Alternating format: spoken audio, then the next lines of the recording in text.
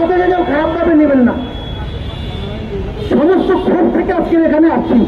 24-এর পরে কেন আবার হত্যাকাণ্ড দেখতে হবে, কেন চাঁদাবাজি দেখতে হবে, কেন এই রাহাজানি দেখতে হবে, কেন ক্ষমতার লড়াই দেখতে হবে? 24-এর সময় সবাই যেমন একসাথে হয়ে এই সুরেশ্বরকে তাড়াইছি, আবার সবাইকে একসাথে হওয়া যায় না? আমরা কেন স্বার্থপর? আমরা কেন নিজের স্বার্থকে দেশের স্বার্থের আগে দেখি? কয়জনের কতটা রাজনীতিবিদ ঢুকে দিয়ে বলতে পারবে যে তারা দেশপ্রেমিক, দেশের জন্য কাজ করে? সবাইকে কোরআন নিয়ে শপথ নিতে নেওয়া উচিত।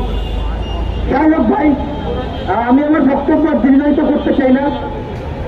দেশে যে পরিমাণে রাহাজানি হত্যাকাণ্ড বেড়েছে, আমারও মনে হয় কবে জানি আমাকেও মনে করে এরকমের লাশ হয়ে পড়ে নিতে হয়, এবং আমার নেতাকর্মীরা তখন দেখা যাবে যে আমার কফিল নিয়ে মিছিল করবে।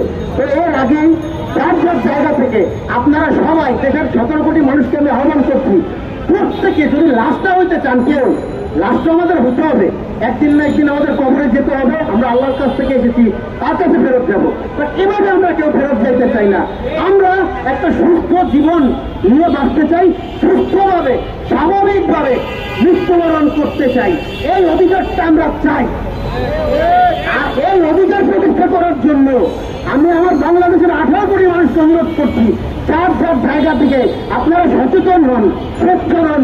কোনো দুজুর ভয়, এই দল গেছে এখন এই দল ক্ষমতায় এসে আমার আসলে কি করে ফেলাবে, এই চিন্তা না করে যে আমি যারা ক্ষমতায় নিব, সে ছোট দল হোক, সেই ক্ষমতায় যাবে। আমার কথার বাইরেও কথা